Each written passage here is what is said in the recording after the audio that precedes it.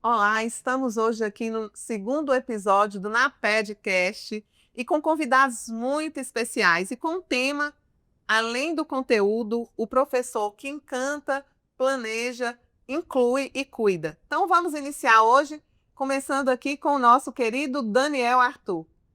Olá, pessoal. Eu queria agradecer muito, professora Sinara, pelo convite. Meu nome é Daniel Arthur. Eu fui professor aqui na instituição por uns 15 anos, né, Sinara? É isso mesmo. Fui também acadêmico, me formei em psicologia aqui. Eu sou advogado, sou psicólogo, sou professor e estou aqui para trocar umas ideias aqui com esse pessoal sobre o planejamento e o professor que encanta. Gente, e com certeza o Daniel Arthur vai trazer experiências aí incríveis, tanto da docência, né? Quanto também da área da psicologia, como egresso e psicólogo, né? E agora é com você, Lu. Oi, gente, tudo bem? Eu sou a Lucilene, coordenadora do NED, um núcleo de experiência discente. Estamos aí nesse processo aí, nessa grande jornada, e esse bate-papo vai ser legal. E agora é com Poliana. Fala aí, Poli. Olá, pessoal. Meu nome é Poliana Medeiros. Eu sou pedagoga do NaPed, Núcleo de Experiência Docente. Estamos aqui agregando mais um NaPedcast. E agora, gente, nossa última convidada e muito especial também, a Cecília. Olá, pessoal. Meu nome é Cecília Teberges. Eu sou psicopedagoga do NED, do Núcleo de Experiência Docente. Então, gente, nós começamos aí um semestre que com certeza será incrível. E quando a gente pensa nos professores e também nos acadêmicos, tem uma palavra que é muito importante, que é planejamento. E é justamente por isso que nós vamos falar do planejamento das aulas, né? E nós pensamos, então, em dividir o nosso NaPedcast em 4 eixos. Então, nós vamos começar com o primeiro eixo, que é o eixo encantar. Tá? E aí, a nossa convidada para falar desse tema é a Poliane, do NaPed. E aí, Paula, a primeira pergunta que eu tenho para você, né, que são dúvidas aí que normalmente surgem, é como que o professor ele pode tornar a sua aula mais interessante, mais ativa e mais centrada no protagonismo do aluno? Então, podemos dizer que o primeiro passo é planejando, né? Planejamento são essas atividades que envolvem o aluno em questão de pesquisa, estudo de casos, projetos, debate. Então, assim, a gente tem que trazer os conceitos dentro da sala de aula para a realidade fora dela. Então, são aplicações do conhecimento dentro da sala para fazer com que o aluno queira, né, pegar os conceitos dele dentro da sala juntamente com a prática. Então, com isso, fazer com que o aluno desperte esse interesse do conhecimento dentro da sala juntamente com a prática fora dela. Muito bem, Paula, é isso mesmo, né? Então, aqui na AFIA Montes Claros, a gente costuma falar que o nosso aluno, ele aprende a fazer fazendo. Eu acho que essa é a melhor metodologia, né? O aluno protagonista da sua aprendizagem. E quando o aluno ele participa, ele vai desenvolver não só uma habilidade conceitual, mas é a habilidade procedimental, que é justamente a aplicação desses conceitos, como a Poliana falou.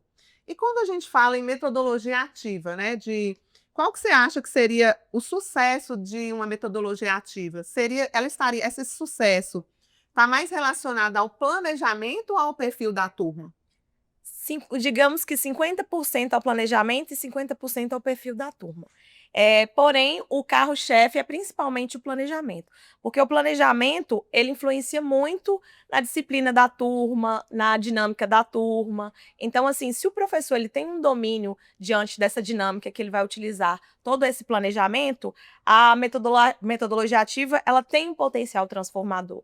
Então, ela faz com que o aluno ele se sinta mais presente dentro da sala. Então, 50% metodologia e 50% o perfil da turma, lembrando que a dinâmica do professor faz com que se prende, né, o aluno aos conceitos vinculados ao professor. E aí, com relação a essa questão desse sucesso das metodologias ativas, o planejar ele é muito importante realmente.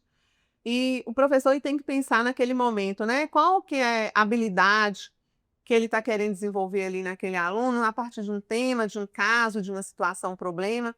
Como que ele vai organizar essa atividade em sala de aula? né? Qual que vai ser o critério de avaliação, que às vezes também a gente sabe que é um problema da metodologia ativa, né? O professor não tem ali muito bem um critério, um barema de como ele vai estar avaliando o seu aluno. E, gente, a metodologia ela só é ativa a partir do momento que o professor dá feedback daquela ação que o aluno fez. Quando o professor ele aplica uma metodologia ativa, mas ele não dá esse feedback, isso é uma mera execução de uma atividade. Então, o feedback para que o aluno conheça quais são os pontos fortes e os pontos fracos para que ele possa avançar é extremamente importante, tá? E aí, Polly, hoje a gente fala muito em tecnologia, né? E como o professor ele poderia integrar as tecnologias, integrar a tecnologia e prática sem perder a profundidade acadêmica? O recurso ele tem que estar alinhado com os objetivos da disciplina. E com isso tem que estar favorecendo, né, a análise, a aplicação, porque a metodologia da tecnologia é muito bom, a inteligência artificial, mas o professor tem que casar isso juntamente com para favorecer, né, a dinâmica da turma, a reflexão também crítica de todos os alunos. Então, a tecnologia ela deve ser utilizada então como uma ferramenta pedagógica e não como um fim em si mesmo.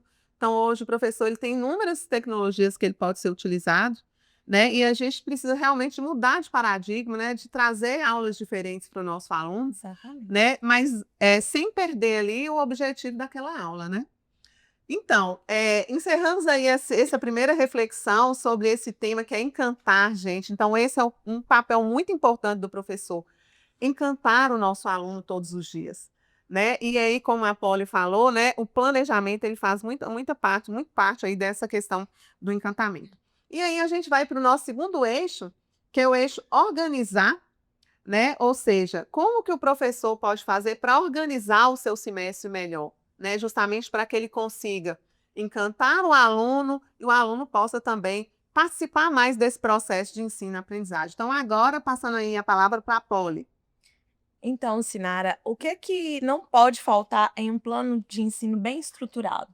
Então, quando a gente pensa em aula, né, o professor ele precisa de ter um plano que vai ter ali sua ementa, né, qual que é o objetivo, quais são os objetivos daquela disciplina, os conteúdos programáticos, sem perder de vista quais são as competências e habilidades que serão desenvolvidas utilizando aqueles conteúdos, né? E a metodologia que vai ser utilizada, ela é muito importante, né? Então, o professor ele pode diversificar a sua metodologia, né? Ele traz ali para conteúdos programáticos diferentes, ele pode trazer metodologias diferentes, ele pode também ouvir a turma, né? O professor ele precisa, né, colocar uma referência mínima ali para o aluno, pelo menos 3 referências básicas e 5 referências complementares, para que o aluno tenha autonomia de estudo, né? O plano ele organiza, mas ele serve também para dar autonomia para o aluno, porque a partir desse plano de ensino, o aluno ele pode fazer a sua organização, né? Então, é muito importante o plano, né, que vai dar toda essa segurança também para o aluno. Agora é com você, Daniel. Então, eu estou lembrando aqui também que sempre que começava o semestre, tanto a faculdade apresentava para a gente o calendário com o cronograma e também solicitava para cada professor um cronograma sobre a sua matéria, né? Como que esse cronograma impacta na organização e no desempenho da turma?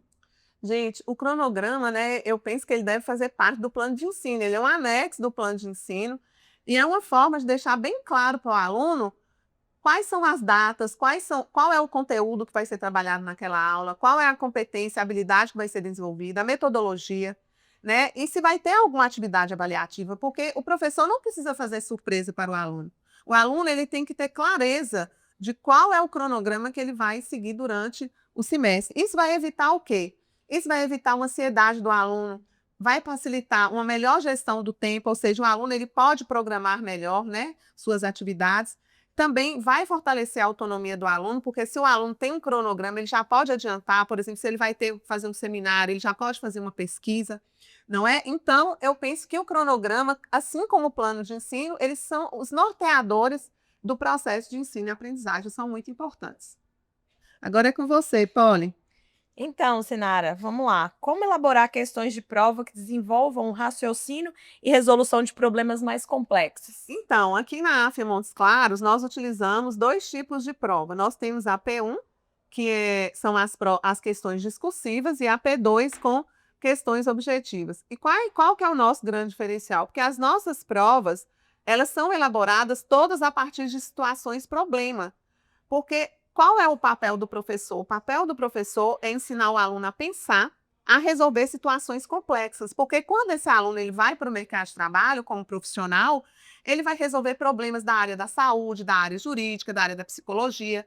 Então, se nós já temos as nossas provas com situações problemas, isso vai facilitar bastante, né, o desenvolvimento dessas competências e habilidades. Então, o aluno, quando ele faz uma prova aqui da AFIA Montes Claros, ele vai ser capaz de aplicar conceitos, de tomar decisões e de propor soluções para determinadas situações em qualquer área, seja na área da psicologia, na área da enfermagem, na área da saúde. Então, as nossas provas, elas visam realmente preparar o nosso acadêmico para o mercado de trabalho.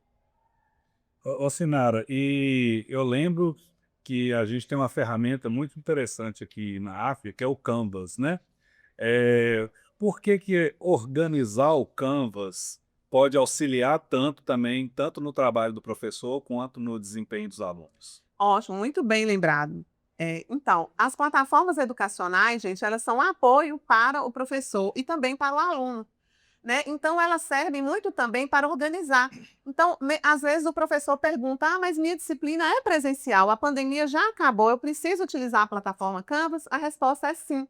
E por quê? Porque lá você pode criar módulos, você pode disponibilizar o calendário acadêmico, o seu plano de ensino para o aluno, você pode fazer a divisão de módulo, colocando ali materiais de apoio para cada conteúdo programático, né? Colocando ali uma bibliografia para que o aluno possa ler. Então, eu penso que o Canvas ele vai ajudar muito na organização desse planejamento do professor. E aí, às vezes o aluno, por exemplo, perdeu a primeira semana de aula, ou, ou perdeu uma aula, ele tendo acesso ali à plataforma Canva, ele vai ter todo o material ali de forma bem organizada. Então, fica aí a dica para o professor, né? É muito importante que todos os professores, mesmo que a disciplina seja presencial, ele tenha ali a sua plataforma Canvas bem organizada, com o calendário acadêmico, plano de ensino, cronograma e os módulos com os conteúdos programados. E ainda, Daniel, não sei se você lembra, o professor pode utilizar a plataforma Canva para fazer testes, para fazer fóruns, para fazer discussão. É uma forma também do professor estar interagindo ali com o acadêmico, né? Então, é muito bacana. Gente, então, passamos aí, né? Terminamos aí o nosso segundo eixo, que é o eixo organizar. Então, primeiro a gente tratou do encantar, desse encantamento através do planejamento. O segundo eixo, organizar. E agora a gente vai para um eixo muito importante, que é o eixo incluir. A AFIA Montes Claros, ela trabalha muito com educação inclusiva, porque os nossos acadêmicos eles são diversos e a gente tem que trabalhar com essa diversidade, né? E nós temos aqui o NED. E aí, eu vou convidar uma pessoa muito especial e querida, que é a Lu, para falar um pouquinho, Lu, o que é o NED, qual que é a função do NED aqui dentro da AFIA Montes Claros? Então, professora Sinara, é um prazer estarmos aqui, estamos eu e a Cecília, né? A gente compõe aí, junto com a Josi e a Flaviana, o Núcleo de Experiência Discente, que é o NED. Esse núcleo, eu costumo dizer que é o coração da faculdade, né? O aluno, quando ele chega aqui, ele encontra um setor que o acolhe, que o escuta, que o orienta. Inclusive, nós estamos terminando uma semana de acolhida aí com os calouros, quase 500 alunos que, né, estivemos recebendo aí nos últimos dias, com muitas orientações, falamos acerca do setor, falamos acerca das questões que cuidamos específicas, como a inclusão, acessibilidade, né, falamos do PEI, que daqui a pouquinho a gente vai entrar nisso, nesse quesito, falamos das cerimônias de iniciação acadêmica, das formaturas. Então, o NED é esse setor que está ali proporcionando uma experiência de excelência. Esse é nosso objetivo. Mas nós entendemos que durante esse percurso pode ser que tenha ali uma dúvida, né, que esse aluno tenha um momento ali mais como é que eu posso dizer, ou triste ou complexo, quando ele vivenciar isso, que ele não hesite em nos procurar. Né? Então, é um setor que ele é composto por psicólogas, por psicopedagogas, muito sérias, comprometidas, e mais do que isso, tudo que é dito a nós é confidenciado a nós, é mantido o sigilo das informações. Né? Então, acho que é importante a gente dizer, porque a gente está falando sobre inclusão, sobre organização, né? Sobre acolher. E hoje, quando a gente fala de diversidade, muitas pessoas com algumas necessidades específicas, muitas vezes ficam com receio de dizer o que elas possuem, né, pedir ajuda com medo do julgamento, né, com medo de serem expostas. Então, o NED é esse setor que está pronto, né, que está disponível para acolher, para orientar, né, os nossos alunos nas suas diversidades. A gente está falando sobre, né, necessidades específicas, inclusão, mas existem outras questões também que estamos aí preparados para isso. Então, realmente, eu queria aqui destacar o papel de excelência, né, que o NED faz aqui na AF Montes Claros. Realmente a equipe é muito comprometida, competente, né? Tanto a nossa coordenadora, que é a Lucilene, mas as psicopedagogas também, a Cecília, que está aqui hoje com a gente, sempre está acolhendo, sempre também está nos orientando quando a gente precisa, né?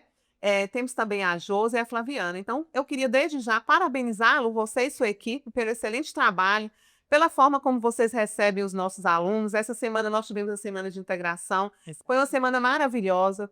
Também queria muito agradecer pelo apoio nas ações do ENAD, que o ENAD também tem uma importância muito grande para o nosso acadêmico, porque é através do ENAD que o aluno, a gente vai ver quais são as competências e habilidades profissionais que o aluno está desenvolvendo, e vocês desenvolveram um trabalho de excelência. Essa escuta ativa é muito importante, né? Então, eu queria aprofundar um pouquinho. Agora eu vou convidar a Cecília, tá? Para falar um pouquinho para a gente sobre... A gente tem o NED, que é o Núcleo de Experiência Discente, e temos o NAPED, que é o Núcleo de Desenvolvimento do Professor, né? Então, o nosso objetivo é capacitar o nosso professor para que ele possa estar aplicando ali práticas pedagógicas de excelência. E aí, vem uma dúvida, né? Como que o NED e o NAPED, eles podem atuar junto nessa inclusão do nosso aluno, na construção do PLAY, né, do PEI, que é o Plano Educacional Individualizado. Cecília, fala para a gente um pouco aí dessa questão. Como que a gente poderia estar trabalhando juntos aí? Muitas vezes os nossos professores têm dúvidas, sabe? É muito pertinente essa pergunta, Sinara, porque muita gente tem dúvida a respeito do PEI, né? Como é o fluxo de entrada, de chegada no setor para a gente, né? Então, assim, o acadêmico com necessidades específicas, né? Qualquer necessidade, seja intelectual ou física, né? Ele vai requerer o atendimento especial através do NED. E o NED, em parceria com o NAPED, estabelece assim, uma parceria de modo que a gente orienta os docentes da nossa instituição em estratégias pedagógicas para atender esses alunos em sala de aula, entendeu?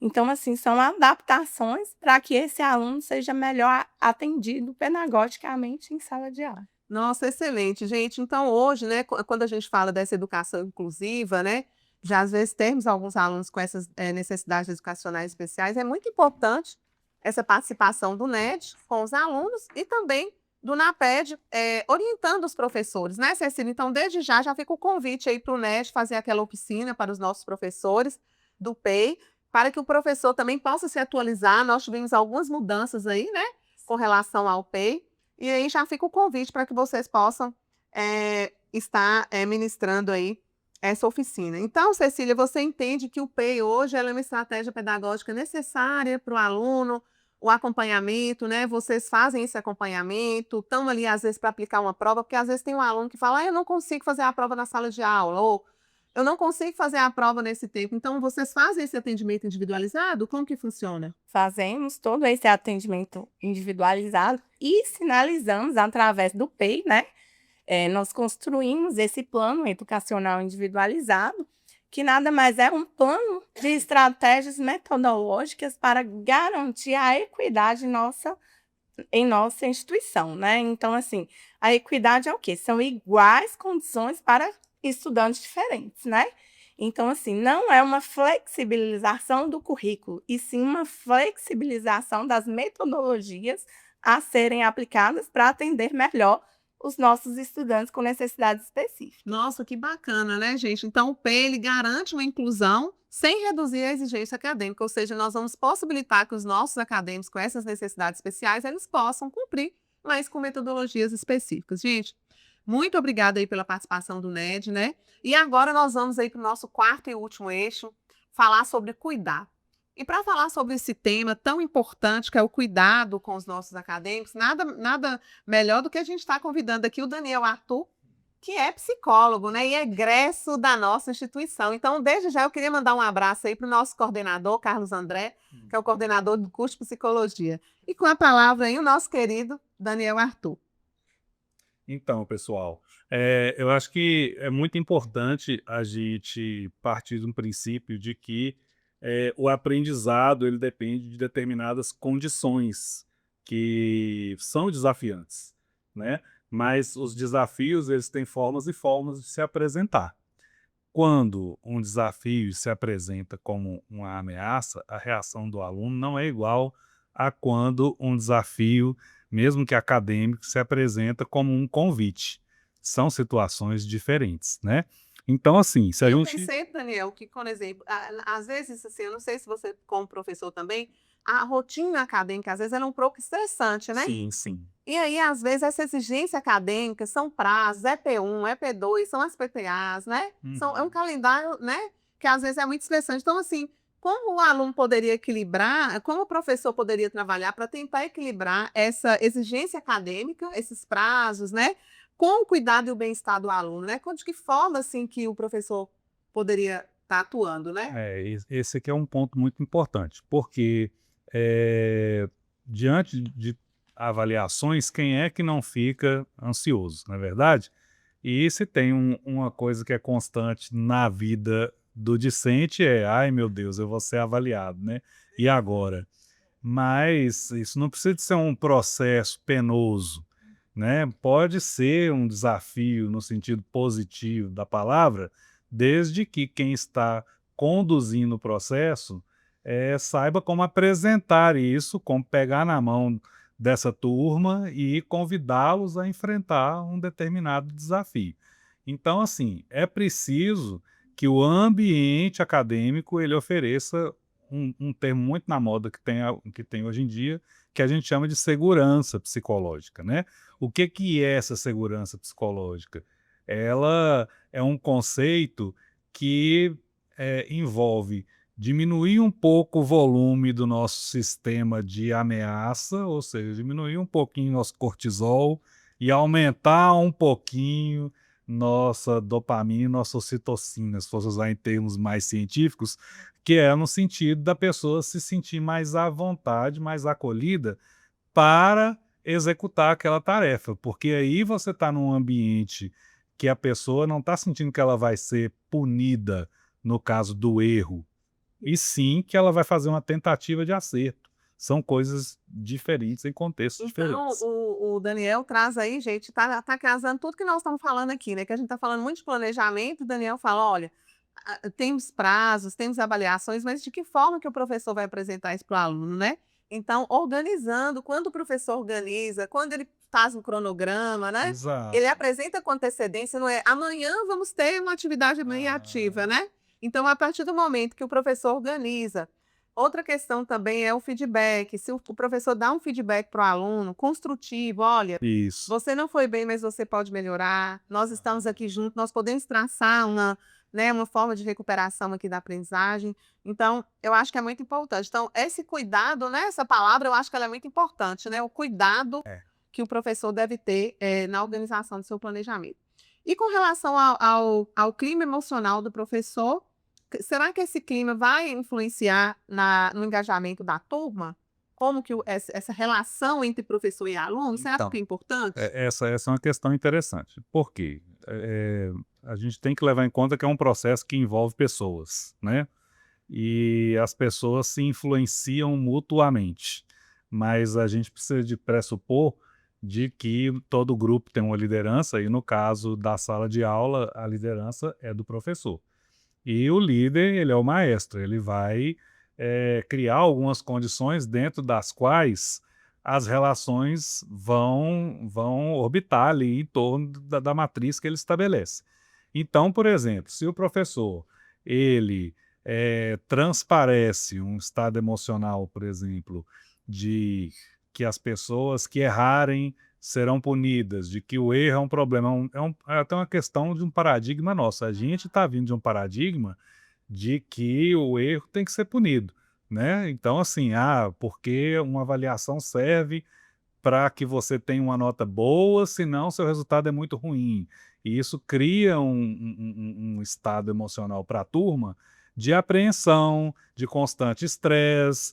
E quantas vezes nós não estamos vendo hoje em dia, às vezes até acontecer de um aluno eventualmente poder até ter uma crise de ansiedade dentro da sala de aula, e a questão é porque está muito conectada a isso. Quando você faz um convite para o aprendizado, e você fala: olha, nós vamos tentar até acertar.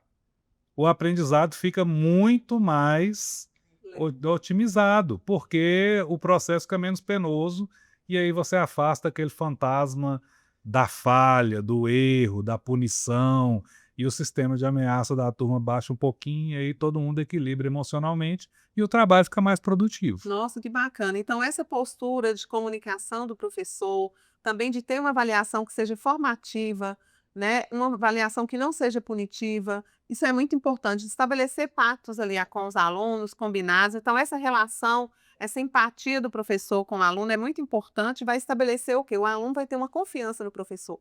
Ele sabe que ele tem um professor que apresentou um plano, que tem um cronograma e que tem uma relação de empatia com ele, que ele não está ali para punir o aluno, mas pelo contrário, né, para fazer uma avaliação diagnóstica e, posteriormente, uma avaliação formativa para que o aluno ele possa aí, se fortalecer dentro desse processo de ensino e aprendizagem.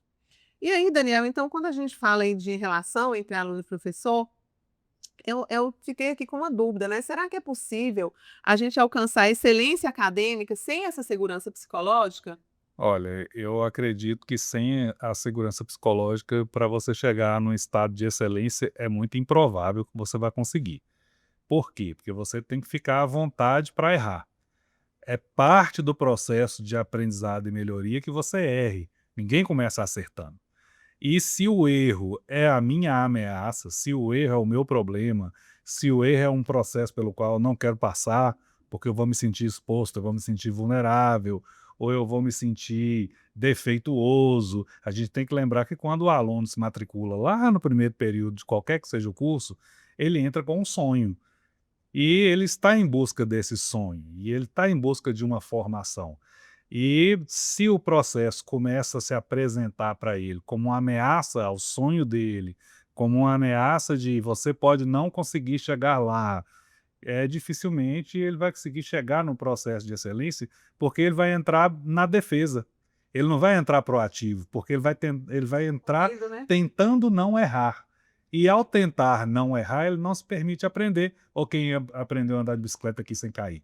Não tem jeito, né? Então você precisa errar.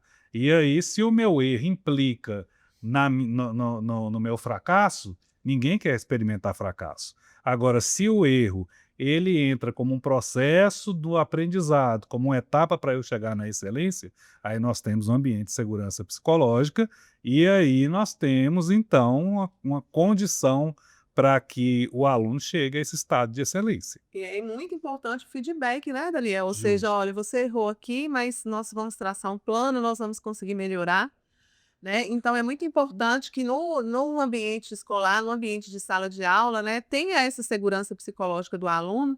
E aí, caso também a gente perceba, né, o professor percebe que o aluno tá muito inseguro, mesmo o professor traçando todas essas estratégias, fazendo um planejamento, um cronograma, tendo essa relação de empatia com o aluno, aí o professor também fica a dica, pode estar encaminhando o aluno para o NET, Sim. que lá ele vai ser muito bem acolhido. Inclusive, eu não sei se você lembra, mas na semana de prova, que é um período em que os alunos ficam bastante apreensivos, né?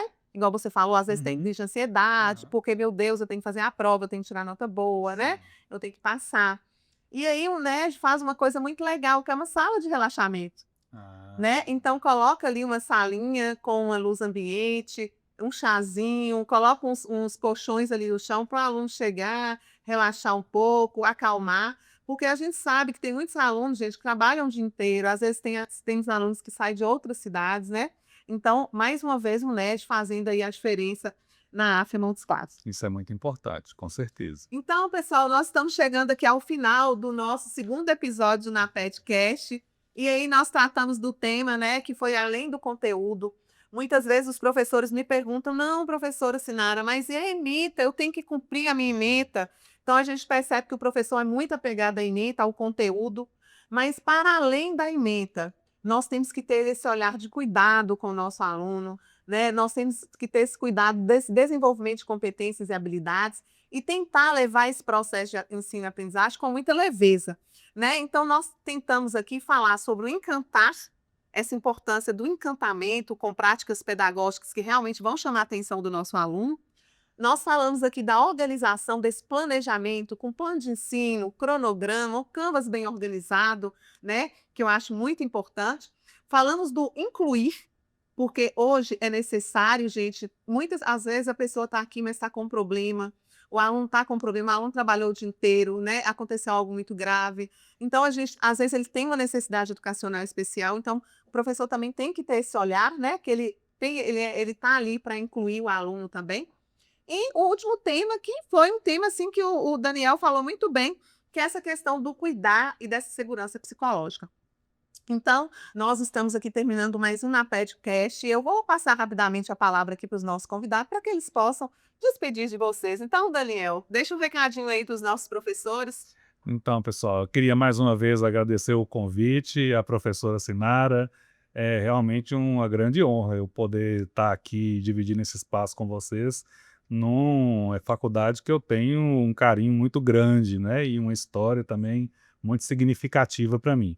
Então, eu desejo a todo mundo que vocês possam seguir nessa missão aí de conduzir os alunos, né, nossos futuros profissionais qualificados no mercado de uma forma humana, de uma forma leve, que seja um processo que, embora ele é trabalhoso, porque não, afinal de contas ele é uma formação, mas que seja também prazeroso e que guarde emoções positivas, tantas emoções positivas quantas as que eu tenho aqui no meu coração de todo o processo que eu estive aqui nesse tempo todo com vocês. Nossa, que bom, Daniel, realmente, né? A gente fica muito feliz, né? Porque além de ter sido professor da casa, também é egresso e hoje um grande profissional. Muito obrigada, viu, pela sua Eu que participação. agradeço. E agora, Lu, é com você. Deixa um recadinho para os nossos professores, nossos alunos.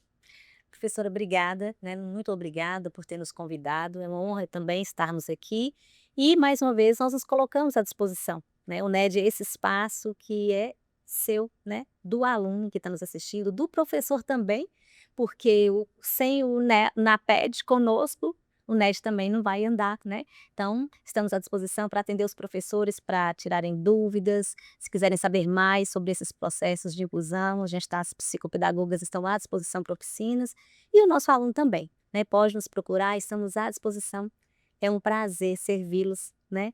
De forma humana, de forma aberta e sempre com os ouvidos prontos para ouvir sem julgar e com a mão estendida para ajudar. Muito obrigada, Lu. Então, gente, fica a dica aí, viu?